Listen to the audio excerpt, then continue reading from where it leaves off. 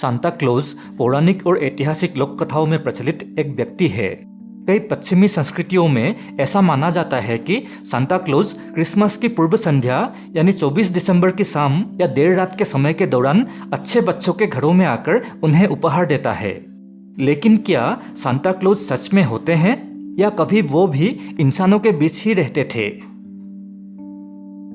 नमस्कार दोस्तों, मैं हूं आपका होस्ट और दोस्त भार्गव और आप देख रहे हैं मिस्टर भार्गव 123 चैनल का अनदेखा सच वीडियो सीरीज। माना जाता है कि सांता का घर उत्तरी ध्रुव में है और वे उड़ने वाले रेनडियर की गाड़ी पर चलते हैं। सांता का ये आधुनिक रूप 19वीं सदी से अस्तित्व में आया। उसके पहले ये ऐसे नहीं थे। आज से 1500 साल पहले जन्मे सेंट निकोलस को असली सांता और सांता का जनक माना जाता है। आज से 1500 साल पहले पौराणिक ग्रीक सिटी मायरा में सेंट निकोलस नाम का एक महान इंसान हुआ करते थे। मायरा शहर आज के तुर्की देश का डेमरे शहर है, जहाँ पर हजारों साल पुराने रॉक कट टॉम्ब या पहाड़ों के अंदर बने मकबरे मौजूद है। और आज भी डेमरे शहर सेंट निकोलस के वजह से भी प्रसिद्ध है। सेंट निकोलस एक ईसाई परिवार से थे। बचपन से ही उनकी प्रभु यीशु में बहुत आस्था थी। वे बड़े होकर ईसाई धर्म के पादरी या बड़े फादर बने। वो एक दरियादिल इंसान थे। उन्हें जरूरतमंदों और बच्चों को गिफ्ट्स देना बहुत अच्छा लगता था, इसलिए उनको गिफ्ट गिवर ऑफ मायरा भी कहा जाता है। वो गरीबों की या जरूरतमंदों की हमेशा मदद किया करते थे क्योंकि उनके पास पैसे थे।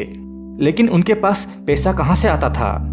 असल में उनके माता पिता बहुत अमीर थे, पर उन्होंने बचपन में ही अपने माता पिता को खो दिया और सारी संपत्ति उनको मिला।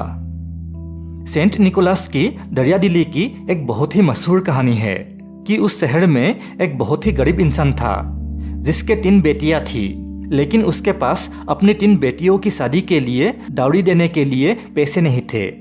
आपको बता दूं कि उस समय वहाँ पर डाउरी या दहेज के बिना शादी नहीं होती थी, इसीलिए वो गरीब आदमी हमेशा परेशान रहता था।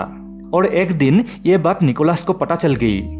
उनको तो पहले से ही ज़रूरतमंदों की मदद करना अच्छा लगता था, तो उन्होंने एक रात उस गरीब आदमी के घर गए और चुपके से उस घर के चिमनी में एक सोने के सिक्कों की थैली डाल दी और वो थैली चिमनी के नीचे सूखने के लिए रखी हुई एक मोजे के अंदर चली गई। सुबह को उस घर के बड़ी बेटी को वो थैली मिल गई। उसको पता नहीं चला कि इतना सोना वहाँ कैसे आया, पर उसकी शादी इसी धन के कारण ही हो पाई। अगले साल भी निकोलस ने यही किया और दूसरे लड़की की भी शादी हो गई। पर तीसरे साल थैली डालते हुए निकोलस को उस गरीब आदमी ने देख लिया। तब निकोलस लाल सूट पहना हुआ था। निकोलस ने उस आदमी से पूरा बात कही और यह भी कहा कि इसके बारे में किसी को ना बताए। लेकिन ये खबर आखिर फैल ही गई और ऐसे सेंट निकोलस मशहूर हो गए। बस तभी से क्रिसमस की रात बच्चे इस उम्मीद के साथ अपनी मोजे बाहर लटकाते हैं कि सुबह उनमें उनके लिए गिफ्ट्स होंगे। इसी प्रकार फ्रांस में चिमनी पर मोजे लटकाने की प्रथा है। सेंट निकोलस को बच्चों से खास लगाव था। ईसा मसीह के जन्मदिन पर वे किसी को दुखी नहीं देख सकते थे, इसीलिए क्रिसमस के दिन वे लोगों को तोहफे के तौर पर खुशियां बांटने निकल पड़ते थे। गरीबों के घर जाकर वे खान पान की सामग्री एवं बच्चों के लिए खिलौना बांटा करते थे। बाद में यही सेंट निकोलस सांता क्लॉज के नाम से मशहूर हो गए। इस प्रकार धीरे धीरे क्रिसमस और सांता का साथ गहराता चला गया और सांता पूरे विश्व में मशहूर होने के साथ साथ बच्चों के चहेते बन गए। आखिरकार सन 343 में सेंट निकोलस साल बसे। सेंट निकोलस की मृत्यु के बाद भेष बदलकर सांता बनना और गरीबों और बच्चों को उपहार देने की एक प्रथा सी बन गई। तो क्या आज भी सांता क्लॉज होते हैं? जी हाँ, कहा जाता है कि सांता क्लॉज हम सभी में है।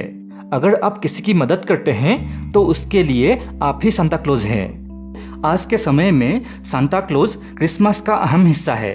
उनके बिना क्रिसमस अधूरा सा लगता है। वे चाहते थे कि क्रिसमस और नए साल के दिन गरीब अमीर सभी खुश रहे। और इसी के साथ ये वीडियो समाप्त करता हूँ। आप सभी को आने वाले क्रिसमस और नए साल की हार्दिक शुभकामनाएं।